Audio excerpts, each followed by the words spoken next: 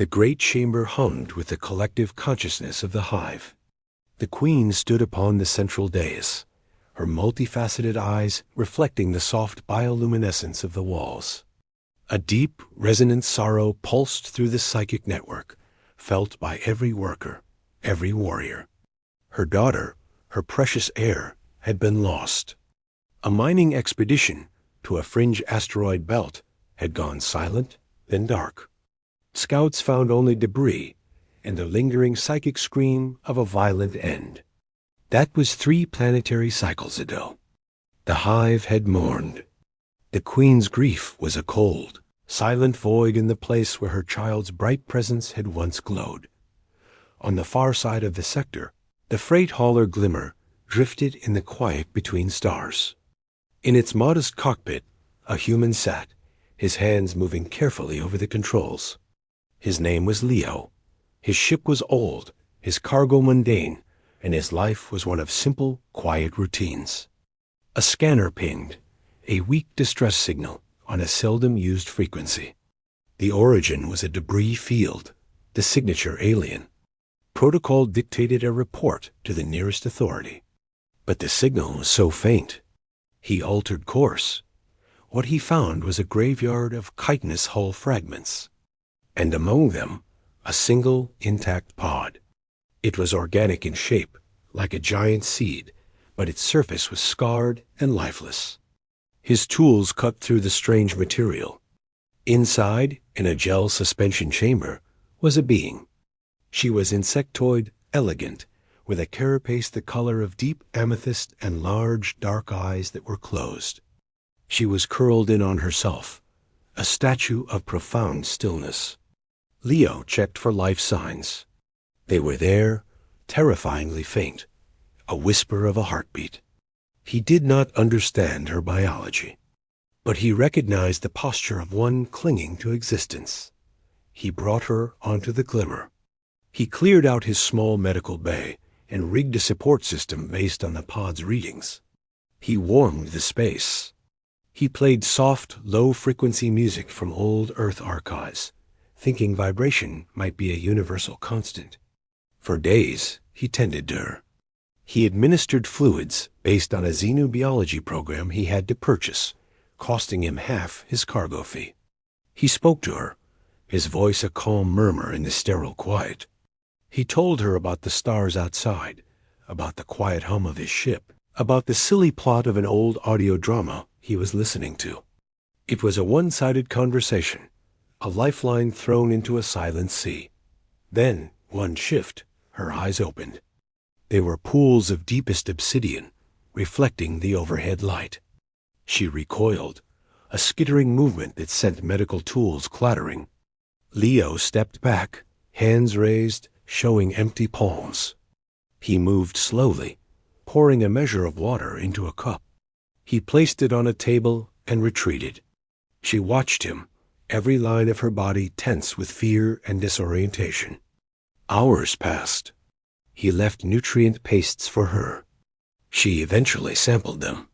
He found that she responded to light, to certain harmonics in the ship's ambient noise. He learned to modulate the environment, creating a corner of the ship that felt less harsh. Communication was the greatest challenge. She made soft clicks and chitters. He spoke his simple words. They found a middle ground in shared tasks. He would point to a tool, say its name. She would repeat the sound, the clicks adapting to the shape of the word. She learned water. She learned light. She learned Leo. He learned the click that meant discomfort, and the softer one that meant approval. He never learned her name, not as his mouth could pronounce it. It was a series of complex harmonics. He called her Mora, from an old word for star. She accepted it. Weeks turned into months. She grew stronger.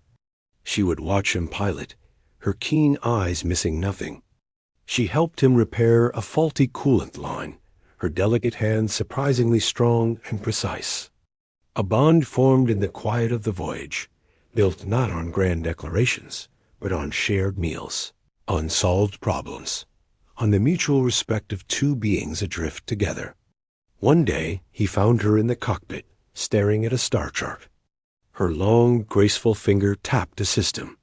It was marked with a symbol his database translated as a warning: xenophobic hive territory. Avoid. She looked at him, then back at the chart.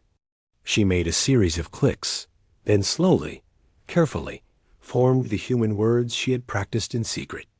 Home. That is my home. Leo understood everything then. The debris, her pod, the warning on the chart. He looked at her, this quiet, intelligent being who had become his companion, and then at the warning. It says they are not friendly to outsiders, he said gently. Her dark eyes held his. Mother is there. She weeps. I feel it. A single clear drop of fluid, not water, escaped from the corner of her eye. It traced a path down her smooth carapace. He did not hesitate. He set the new course. The glimmer turned towards the hive system. As they crossed the demarcation line, ships emerged from the asteroid belt.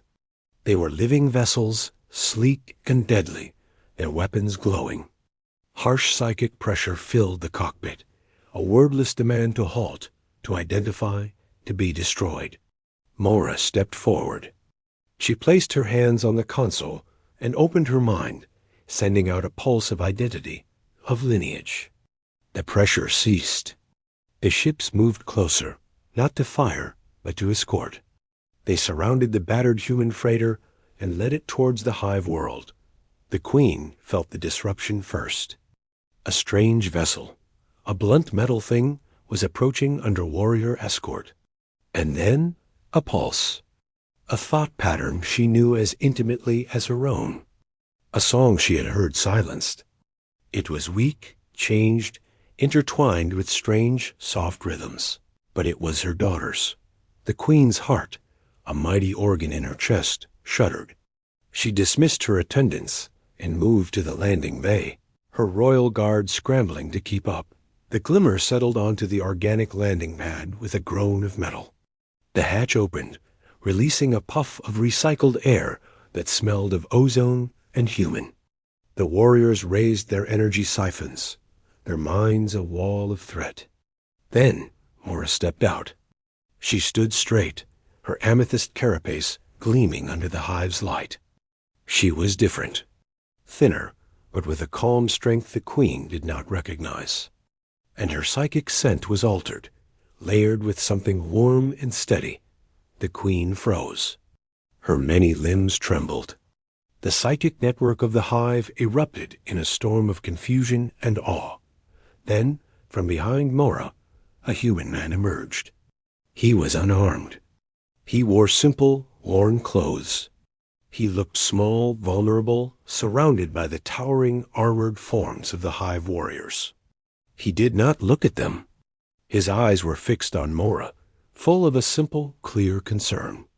Mora turned to him and made a soft click, a sound of reassurance. She then looked back at her mother. The Queen took a step forward, then another. The distance between them, once an infinite gulf of grief, closed. The Queen reached out, a trembling limb brushing her daughter's face. The connection was immediate and torrential. Images flooded from daughter to mother. The cold darkness of the pod, the failing life support, the cutting light of the human's torch, the gentle hands lifting her, the slow, patient days of recovery, the shared silence, the learned words, the journey home. She felt her daughter's initial fear melt into trust, into gratitude, into a bond that defied all hive understanding. She felt the human's kindness, not as an abstract concept, but as a tangible, steady warmth in her daughter's memory, as real as sunlight. The Queen's gaze shifted from her daughter's face to the human. He stood still, accepting her scrutiny. In his eyes, she saw no conquest, no pride, no desire for reward. She saw only a quiet hope that Mora was safe. The vast, complex mind of the Queen, capable of governing billions, processed this simple truth. This fragile being from a species known for chaos and conflict had done what her mighty warriors could not. He had braved the unknown, poured his own resources into saving a life utterly alien to him, and returned her across the stars, asking for nothing. A sound broke from the queen. It started deep within her thorax, a ripple that built into a wave. It was a keen, a cry so profound it silenced the entire hive. She wept. Cleansing, torrential tears streamed from her multifaceted eyes. She wept for the joy of her daughter's return. She wept for the 3 cycles of empty grief. And she wept for the staggering, simple goodness she now beheld. She stepped forward, past her daughter, and stood before the human. Leo. She bowed her head, a gesture of deep honor never before accorded to an outsider. Then she reached out. One of her primary limbs, strong enough to rend metal, gently took his smaller 5-fingered hand. She sent a pulse, not of words, but of pure emotion.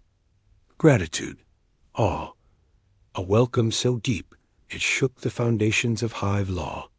She turned to her daughter, her voice, both physical and psychic, resonating through the bay. "You are home." Mora looked at Leo, then back at her mother. She spoke aloud in the human tongue for him to understand.